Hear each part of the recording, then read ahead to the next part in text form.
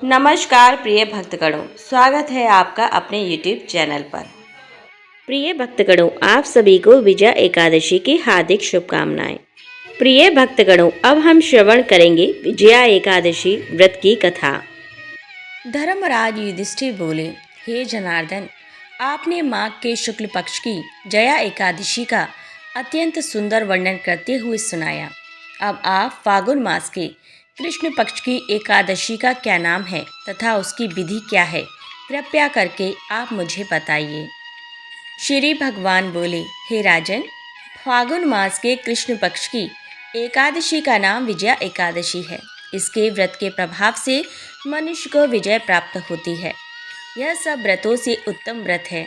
इस विजया एकादशी के महात्म्य के श्रवण व पठन से समस्त पाप नाश को प्राप्त हो जाते हैं। भयंकर शत्रुओं से जब आप घिरे हों और पराजय सामने खड़ी हो, उस विकट स्थिति में विजया नामक एकादशी आपको विजय दिलाने की क्षमता रखती है। एक समय देवर्षि नारद जी ने जगत पिता ब्रह्मा जी से कहा, महाराज, आप मुझसे फागुन मास के कृष्ण पक्ष की एकादशी विधान कहिए। ब्रह्मा जी कहने लगे कि हे नारद, विजया एकादशी का व्रत पुराने तथा नए पापों का नाश करने वाला है। इस विजया एकादशी की विधि मैंने आज तक किसी से भी नहीं कही। यह समस्त मनुष्यों को विजय प्रदान करती है। त्रेता युग में मर्यादा पुरुषोत्तम श्री रामचंद्र जी, जो विष्णु के अंशावतार थे, जब उनको 14 वर्ष का वनवास हो गया, तब वे श्री लक्ष्मण तथा सीता जी सहित पंचवटी में निवास करने लगे। वहाँ पर दुष्ट रावण ने जब सीता जी का हरण किया, तब इस समाचार से श्री रामचंद्र जी तथा लक्ष्मण अत्यंत व्याकुल हुए और सीता जी की खोज में चल दिए। घूमते घूमते जब वे मराणासन जटायु के पास पहुँचे, तो जटायु उन्हें सीता जी का वृत्तांत सुनाकर स्वर्गलोक चला गया।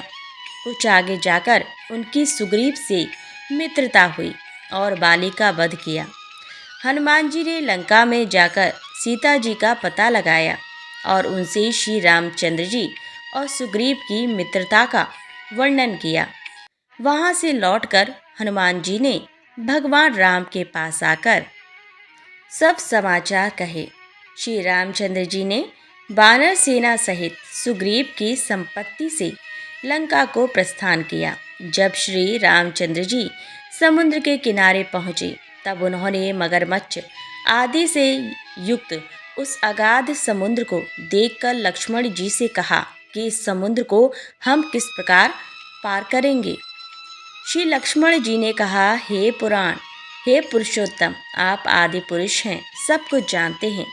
यहाँ से आधा योजन दूर पर कुमारी द्वीप में बकदालभ्य नाम के मुनि रहते हैं। उन्होंने अनेक ब्रह्म देखे हैं। आप उनके पास जाकर इसका उपाय पूछिए। लक्ष्मण जी के इस प्रकार के वचन सुनकर श्री रामचंद्र जी बकदालभ्य ऋषि के पास गए और उनको प्रणाम करके बैठ गए। मुनि ने भी उनको मनुष्य रूप धारण किए हुए पुराण पुरुषोत्तम समझकर उनसे पूछा, हे राम, आपका आना कैसे हुआ। रामचंद्र जी कहने लगे कि हे ऋषि, मैं अपनी सेना सहित यहाँ आया हूँ और राक्षसों को जीतने के लिए लंका जा रहा हूँ। आप कृपा करके समुद्र पार करने का कोई उपाय बतलाइए। मैं इसी कारण आपके पास आया हूँ। बकदालभ्य ऋषि बोले कि हे राम, फागुन मास के कृष्ण पक्ष की एकादशी का उत्तम व्रत करने से निश्चय ही आपकी विजय होगी। साथ ही आप समुद्र भी अवश्य पार कर लेंगे। इस व्रत की विधि यह है कि दशमी के दिन स्वर्ण, चांदी, तांबा या मिट्टी का एक घड़ा बनाएं। उस घड़े को जल से भरकर तथा 5 पल्लव रख वेदिका पर स्थापित करें। उस घड़े के नीचे सतनजा और ऊपर जौ रखें। उस पर श्री नारायण भगवान की स्वर्ण की मूर्ति स्थापित करें। एकादशी के दिन स्नान आदि से निवृत्त होकर धूप, दीप, नैवेद्य, नारियल आदि से भगवान की पूजा करें।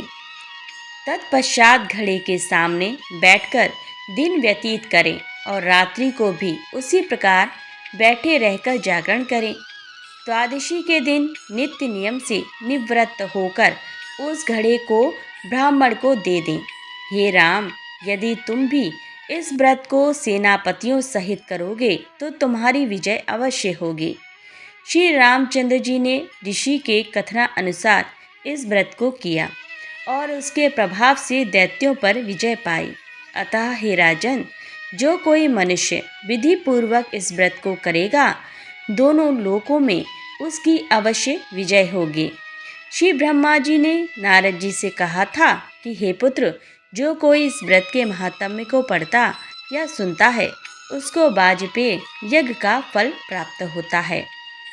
प्रिय भक्तगणों, अब हम श्रवण करेंगे तुलसी माता को जल देने की महत्व कथा।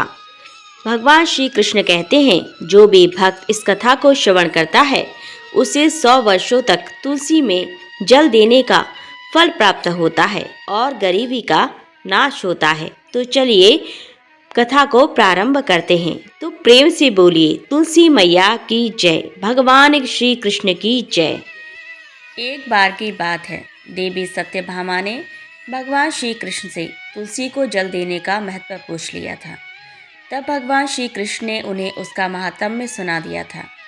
आगे देवी सत्यभामा कहती हैं, हे स्वामी, आपने मुझे तुलसी को जल देने का महत्व तो बता दिया है, किंतु अब मेरे मन में यह जानने की जिज्ञासा हो रही है कि तुलसी को जल कैसे देना चाहिए।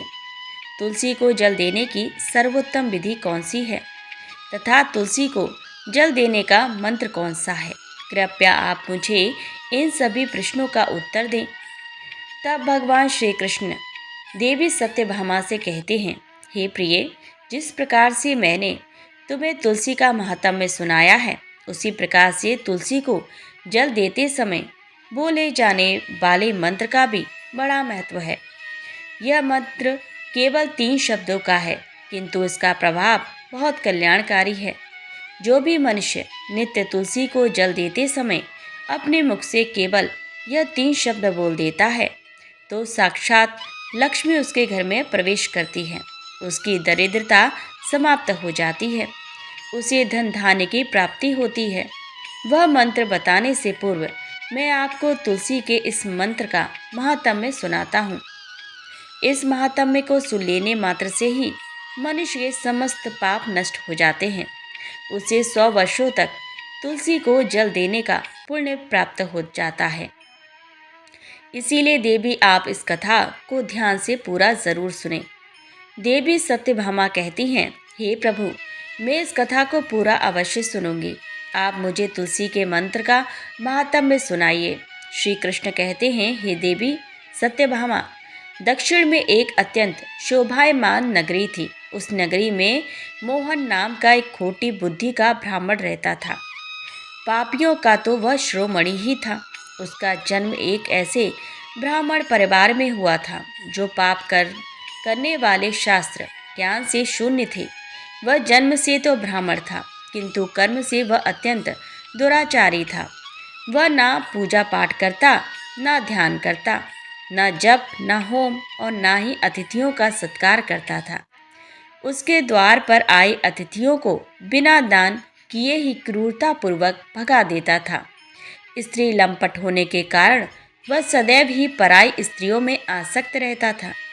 उसे मदिरा पान करने की भी आदत थी, साथ ही वह मांस खाया करता था। वह दिन में खेत में काम करके पत्ते बेचकर जीविका चलाया करता था और रात्रि में वेश्याओं का सेवन करता था। इस प्रकार से उस ब्राह्मण ने अनेक वर्षों तक जीवन व्यतीत किया।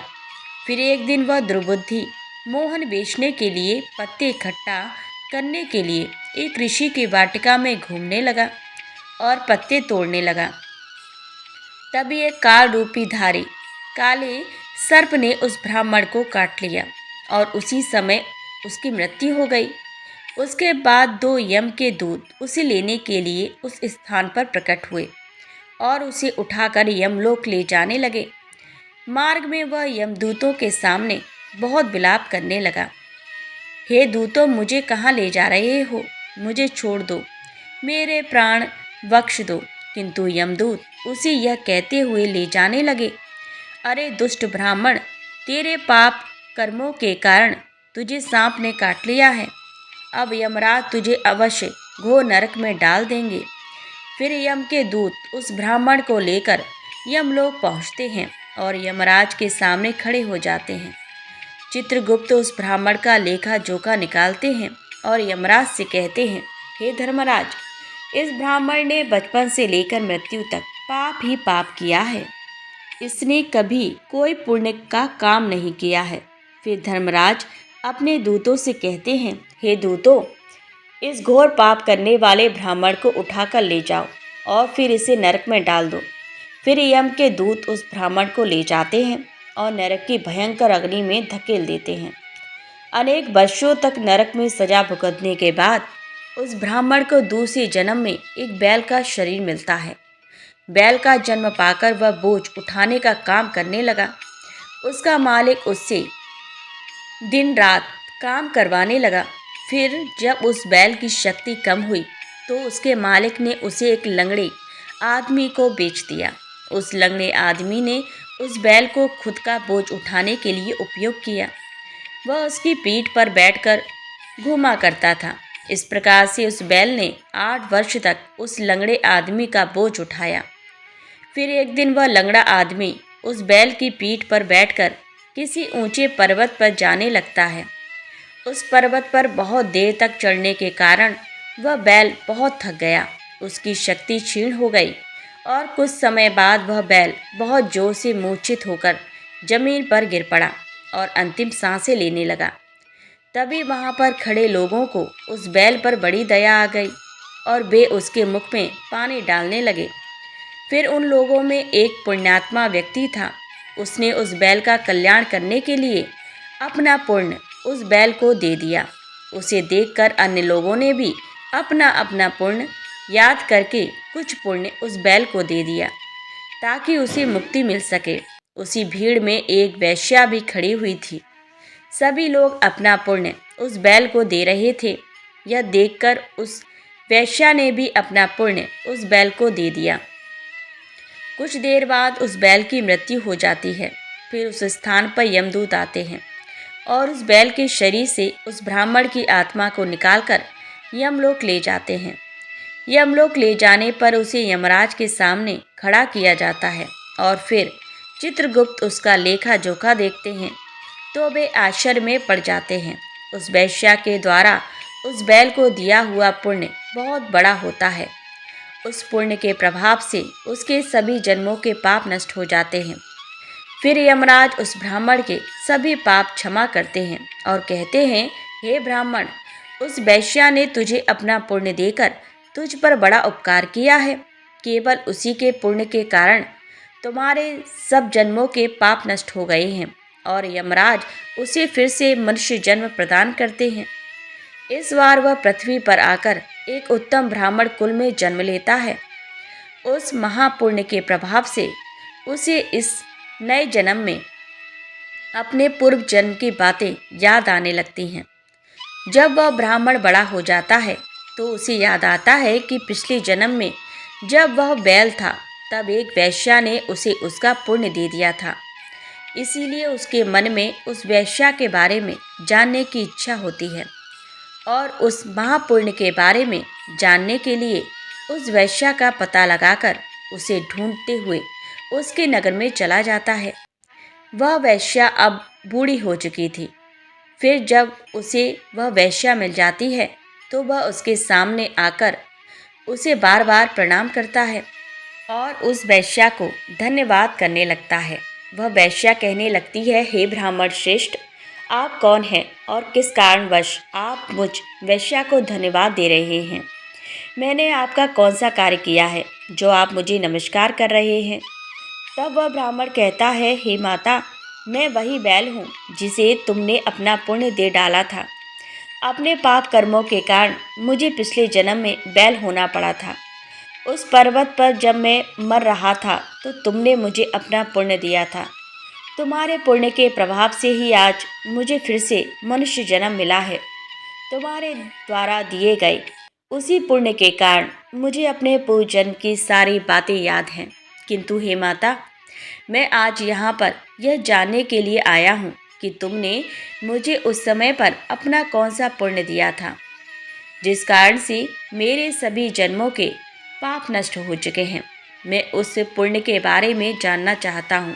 तब वैश्या ने कहा, हे ब्राह्मण श्रेष्ठ, मैंने तो अपने जीवन में कोई पुण्य के काम नहीं किए हैं, किंतु मेरे घर में एक तोता है जो पिंजरे में रहकर हमेशा कुछ बोलता रहता है, जिसे सुनकर मेरा अंतःकरण पवित्र हो गया है। उसी तोते के द्वारा बोले गए मंत्र का पुण्य मैंने तुम्हें दान में दिया था। फिर वह वैश्या और वह ब्राह्मण उस तोते के पास जाते हैं और उसे पूछने लगते हैं, हे शुक, तुम कौन सा मंत्र बोलते रहते हो जिसे हमारे जीवन का उद्धार हुआ है? यह मंत्र तुम्हें किसने सिखाया और इस मंत्र का क्या अर्थ होता है? तब उस तोते ने अपने पूर्व जन्म का वृत्तांत सुनाना आरंभ किया। वह तोता कहने लगा, हे ब्राह्मण श्रेष्ठ, पिछले जन्म में मैं एक ब्राह्मण था। मैं अपने ज्ञान के अहंकार में अंधा हो चुका था। मैंने कभी गुरुजनों का आदर नहीं किया, सदैव ही उनका अपमान किया। मुझे अपने ज्ञान पर इतना अधिक घमंड हो गया था कि जिस कारण से मेरे क्रोध बहुत अधिक बढ़ गए और मैं सभी से द्वेष करने लगा, अन्य मनुष्यों को तुच्छ समझने लगा, विद्वानों का भी भरी सभा में अपमान करने लगा। फिर कालांतर में मेरी मृत्यु हो गई और मुझे यमलोक ले जाया गया। पूज्यजनों और गुरुजनों का अपमान करने के कारण मुझे तोते के कुल में डाल दिया गया और मेरा जन्म एक तोते के रूप में हो गया। मेरे पाप कर्मों के कारण छोटी अवस्था में ही मेरा अपने माता पिता से वियोग हो गया।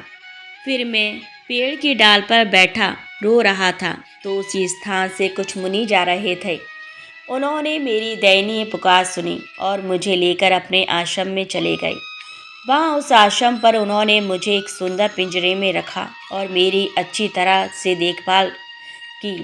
वे मुझे नित्य भोजन दिया करते थे और पढ़ाते थे। उस स्थान पर वे ऋषि मुनि, उनकी स्त्रियां और बालक सभी नित्य तुलसी के पौधे को जल देते थे और उसके सामने एक मंत्र का जाप करते थे। उन्हीं के मुख से बार बार उस मंत्र को सुनकर मैंने उसे रट लिया और तभी से मैं उस मंत्र को जान गया हूँ और वही मंत्र मैं दिन रात बोलता हूँ। उस मंत्र के प्रभाव से मेरी कभी मृत्यु नहीं हुई और मेरी आयु 100 वर्ष की हो गई और मैं इतने वर्षों तक जीवित रहा। इसी बीच एक रात को एक चोर उस स्थान पर आ गया और उसने मुझे वहाँ से चुरा लिया और फिर इस वैश्या ने मुझे उस चोर से खरीद लिया। इस वैश्या के घर पर आने के बाद भी मैं उस मंत्र को बोलता रहता था, जिसे सुनकर इस वैश्या का मन भी पवित्र हो गया और इसने वैश्या का काम छोड़कर भगवान विष्णु की भक्ति करने लगी। उसी मंत्र के प्रभाव से मेरे पूर्व जन्मों के सभी पाप नष्ट हो गए और उसी मंत्र के प्रभाव से इस वैश्या का भी अंतःकरण पवित्र हो गया। ब्राह्मण देवता, उसी मंत्र के पुण्य से आप भी पाप मुक्त हो गए। इस प्रकार से तोते ने उस ब्राह्मण को और उस वैश्या को सारा वृत्तांत सुना दिया, जिसे सुनकर वह ब्राह्मण और वैश्या दोनों ही अत्यंत प्रसन्न हुए और फिर वे दोनों ही नित्य तुलसी को जल देकर उस मंत्र का जाप करने लगे। फिर वह तोता, वैश्या और वह ब्राह्मण तीनों उस मंत्र के प्रभाव से दिव्य विमानों में बैठकर विष्णु लोक को चले गए। श्री कृष्ण कहते हैं, हे देवी सत्यभामा, देखा आपने केवल तुलसी के इस मंत्र के प्रभाव से उस तोते के, उस वैश्या के और उस ब्राह्मण के सभी पाप नष्ट हो गए हैं। इसीलिए प्रत्येक मनुष्य को रोज तुलसी को जल देते समय इस एक मंत्र का उच्चारण अवश्य करना चाहिए। हे देवी, वह मंत्र इस प्रकार है, इसे तुम ध्यान से सुनो। ओम वृंदावनये स्वाहा। ओम वृंदावनये स्वाहा। श्री कृष्ण कहते हैं कि जो भी स्त्री नित्य तुलसी के समक्ष इस मंत्र का उच्चारण करेगी वह सौभाग्यशाली बनेगी। जो भी पुरुष तुलसी के सामने इस मंत्र का उच्चारण करेगा उसे अक्षय धन की प्राप्ति होगी। जिस घर के सामने नित्य तुलसी की पूजा की जाएगी उस घर में साक्षात लक्ष्मी का वास होगा। तुलसी का यह मंत्र मंत्र राज कल्पतरु है, यह समस्त फलों को प्रदान करने वाला है। अतः जो भी तुलसी के सामने इस मंत्र का उच्चारण करेगा उसे संपूर्ण सिद्धियां प्राप्त होंगी। स्त्रियों को सदैव ही स्नान करके अपने बाल बांधकर मांग में सिंदूर भरकर नित्य तुलसी को जल देना चाहिए और इस मंत्र का उच्चारण करना चाहिए। रोज तुलसी के पौधे की परिक्रमा करनी चाहिए, इससे सभी दोष नष्ट हो जाते हैं। नित्य शाम के समय तुलसी के पास दीपक जलाना चाहिए और तुलसी के पास बैठकर भगवान विष्णु की आराधना करनी चाहिए। तुलसी के पास दीपक जलाने से मनुष्य को धन धान्य की प्राप्ति होती है। हजारों अमृत के घड़ों से नहलाने पर भी श्री हरि को उतनी तृप्ति नहीं होती जितनी वे मनुष्यों के द्वारा तुलसी का एक पत्ता चढ़ाने से प्राप्त करते हैं। 10,000 गाय के दान से मानव जो फल प्राप्त करता है वही फल तुलसी पत्र के दान से पा लेता है। जो मृत्यु के समय अपने मुख में तुलसी पत्र का जल पा जाता है वह संपूर्ण पापों से मुक्त होकर श्री कृष्ण के धाम जाता है। श्री कृष्ण कहते हैं, पूर्णिमा, अमावस्या, द्वादशी और सूर्य संक्रांति के दिन मध्याह्न काल, रात्रि और असौच के समय तेल लगाकर बिना स्नान किए अथवा बिना हाथ पैर धोए रात्रि के वस्त्र पहनकर तुलसी के पत्र तोड़ता है वह महापाप करता है। श्राद्ध, व्रत, दान, प्रतिष्ठा तथा देव पूजा के लिए तोड़े हुए तुलसी पत्र बासी होने पर भी 3 रात्रि तक पवित्र ही रहते हैं। तुलसी का एक एक पत्ता न तोड़कर पत्तियों के साथ अग्रभाग को तोड़ना चाहिए। तुलसी की मंजरी सब फूलों से बढ़कर मानी जाती है। मंजरी तोड़ते समय उसमें पत्तियों का रहना भी आवश्यक माना गया है। पूज्य भाव से पौधे को हिलाए बिना तुलसी के अग्रभाग को तोड़ना चाहिए, इससे पूजा का फल लाख गुना बढ़ जाता है। तुलसी के पत्ते को कभी नाखून से नहीं तोड़ना चाहिए, इससे पाप लगता है। रात्रि में तुलसी के पौधे को स्पर्श ना करें अथवा उसके पत्ते ना तोड़ें, ऐसा करना अशुभ माना गया है। रात्रि में तुलसी का पौधा निद्रा अवस्था में होता है, ऐसे में पत्ते तोड़ने पर पाप ही लगता है। गुरुवार के दिन तुलसी के पौधे में थोड़ा सा कच्चा दूध अर्पित करें। दूध चढ़ाते समय ओम नमो भगवते वासुदेवाय इस मंत्र का जाप अवश्य करना चाहिए। तुलसी के पौधे के पास शालिग्राम रखें, उस पर तिल चढ़ाएं। पूजा में तुलसी और शालिग्राम को दूध में भीगी हल्दी का तिलक अवश्य करें। शालिग्राम पर तुलसी पत्र रखकर चंदन लगाना चाहिए। अगर कोई महिला मासिक धर्म से है तो वह तुलसी की पूजा ना करे। मासिक धर्म के दौरान तुलसी को स्पर्श करने से घोर पाप लगता है, इससे स्त्री की दुर्गति होती है। तो दोस्तों, इस प्रकार से भगवान श्री कृष्ण ने देवी सत्यभामा को तुलसी को जल देने के मंत्र का महात्म्य सुनाया है। मैं आशा करती हूँ कि यह कथा आपको अच्छी लगी होगी और यदि इस चैनल पर आप नए आए हैं तो चैनल को सब्सक्राइब करना ना भूलें। साथ ही वीडियो को लाइक और शेयर करना भी ना भूलें और कमेंट बॉक्स में जय श्री कृष्ण, जय तुलसी मैया लिखना बिल्कुल भी ना भूलें। पूरा वीडियो वॉच करने के लिए धन्यवाद।